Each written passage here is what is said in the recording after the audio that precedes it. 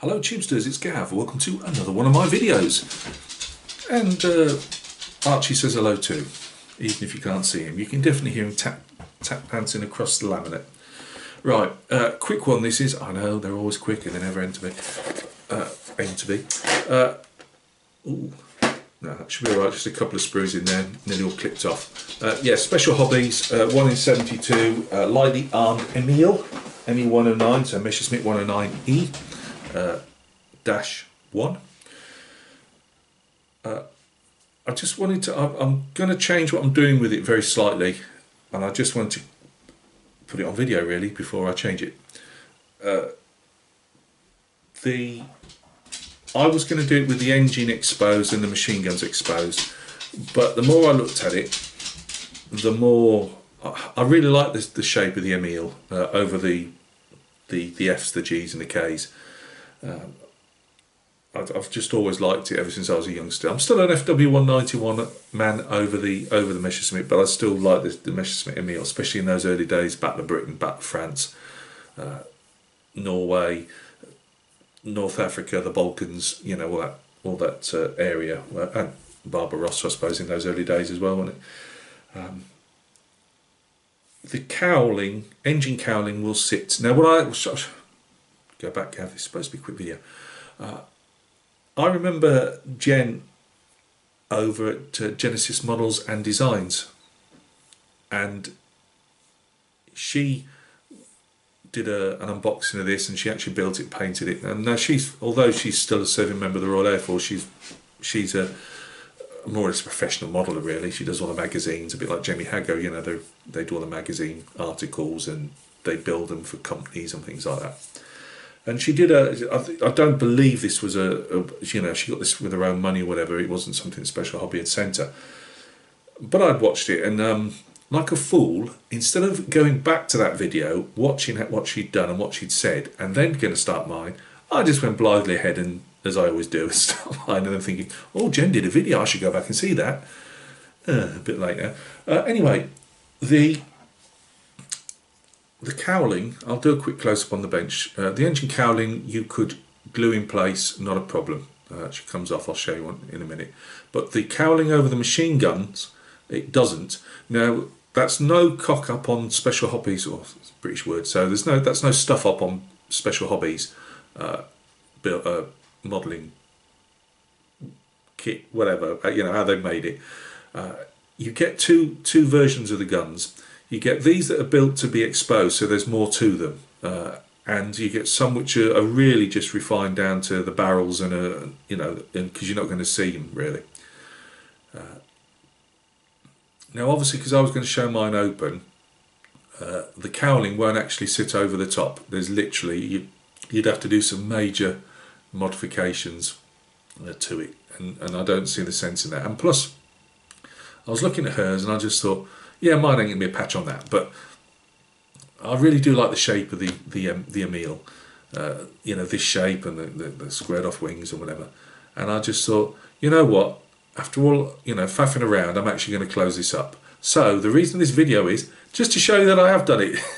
So what I'm going to do, she'd said with hers she was going to try and clip hers off. If that doesn't work, these will come off fairly easy, and I'll just stick the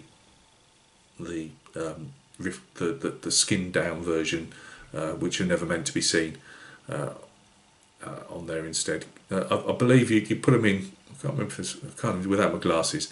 I do believe there's two little holes in there, so you probably need to put your machine gun barrels in, just to be authentic really. So yeah, I'm trying to rush along here because I know, you know, there's not a lot to show you on this, but I just wanted to explain this little bit before I button her all up and then carry on. So let's go down to the bench and take a quick look. Right, thanks for joining me at the bench, guys. Here's our little 1 in 72 scale Emile. In fact, let's get some lights down here a bit better. Engine cowling will fit on, as you can see. Now, any gaps that you see here are entirely my own. Again, if I'd have actually followed Jen's, how she'd done it, she said there would be a very, I think she said a very slight fit, well, not even fit issues, they're just to make it more refined. you might just need to do a bit of sanding here and there just to get these two wing halves together. Gav didn't do that, stuck them together, squeezed them together. There was a couple of little gaps, you see some bit of filler which I've still got to rub down yet. But any gaps you see on this are really my own. They're nothing to do with a special hobby. So engine cowling, as you can see, again gap down there, although you won't see that, there'll be a boss in front of it. And there's our, it says iron grey, iron black or iron grey, I can't remember which in the description on the instructions. What I was going to do was I'm just going to give it another, like a bluey black paint over, because that's just primer, brush primered on that. I can't get on with the ammo primer, not ammo, yeah, ammo by MIG primer. Through the airbrush it just gunks everything up. I just can't seem to get it to work. But I do use it for the brush, brushing on. And I was going to do a bit of blue black on top of that, and then put some graphite, get some graphite off a pencil, and just brush it over.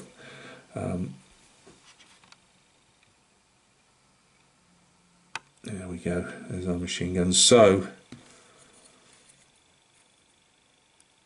all of these you'll need to lower down to get the cowling to fit. So here's well, I don't actually do it rather than, so there's our cowling. As you can see, there's no way it's going to fit on top of those. So I'm either going to have to snip them off or just bring them down, so that they actually, these breeches actually sit flush, with that cowling. But I've done it. I've got no. It's given me, it's been really nice putting it together. I just wish I'd have watched Jen's video again, so I could have made a better job on it, really. So any gaps you see, they are mine, not special hobbies.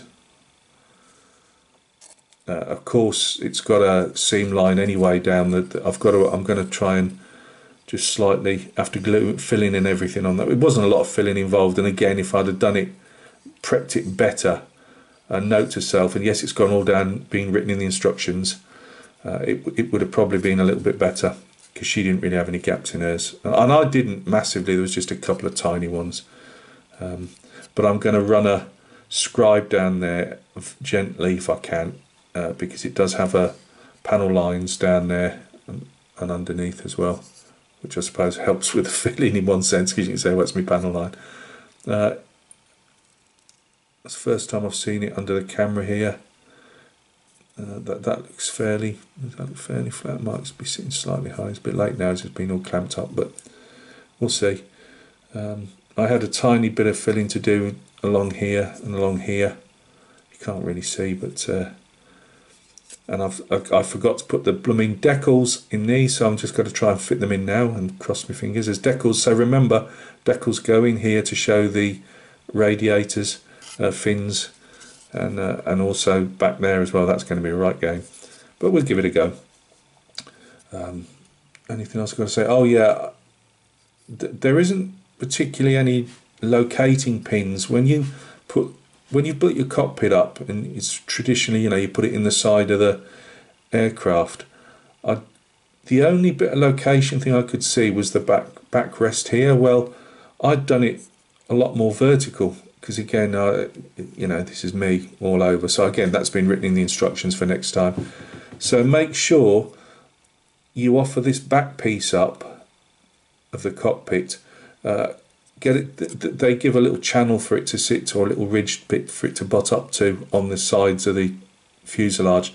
Just make sure you've got that in. I mean, to be honest with you, because you've not got a massive locating pin, I just pushed mine back ever so slightly and then re-glued it in, and there was, as you can see, a tiny bit of filling. Again, that's probably down to me though, more than anything. I've got the decals in. I think those decal seat belts are good enough for me in this scale. And then on there as well. It did say paint. See, I've got to do this yet. This score will be sanded yet again, where I potted up. Now this really clicked into place really nice. I thought anyway. Oh, so it says that, have I pushed it too hard and it's a bit of a reach? Oh, well, I'm going to fill that anyway. We keep going anyway. What else can possibly go wrong? But no, I'm enjoying it. As I say, I look at how Jen's done hers back last year, I think it was, and how I've done mine, and hers more or less fit completely okay. So again, it's just a top skills modeler and a way below average modeler. But you don't get better unless you work on these things and learn to overcome things. So yeah, I just thought, you know what, I'd like it to be all buttoned up in the end. It's nice to see radial engines, and if I was doing a diorama, you know, you could do more to it, or you could even add more to the engine. I'm sure there's a lot more that needs adding, but I think I would just like to see it all buttoned up, because I do like the shape. As I say, can't remember where the machine gun, which end it goes now. Does it go that end or the other end? It might be the other end. Oh, I don't know. But anyway, that doesn't fit. And as I say, it's not made to fit with these in place. It needs the other machine guns on.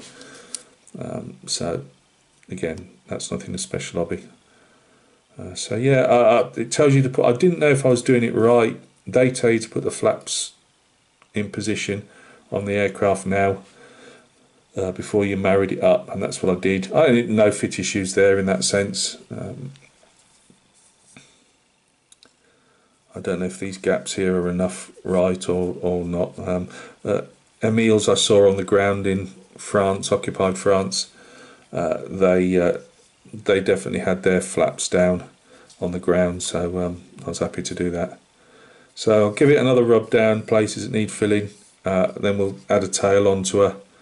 I just didn't want to put a tail on while I was faffing around with all this, because I knew I'd knock it off. And then I've got to try and, there's no masks or anything with this, so I've got to attempt to, I'm going to try and mask the inside, and if there's places for you to see the framing on the inside, I'm going to try and mask the inside and the outside of the canopy off. Oh, that should be fun. So there you go. I just wanted to show you that in case you suddenly wondered when you see it next time. Hopefully it'll be at least painted next time. You know, and if not weathered and that, and you can say, well, what's happened to the exposed bits? So thanks for stopping by and taking a look. I'm going to now just shoot a Napoleonic video, so there might be two going up today, or I might hold one back, but I just wanted to show that before I crack on with what I'm doing next. Thanks for stopping by and taking a look. Hope everything's going well with you, and we will catch each other very, very soon on another video.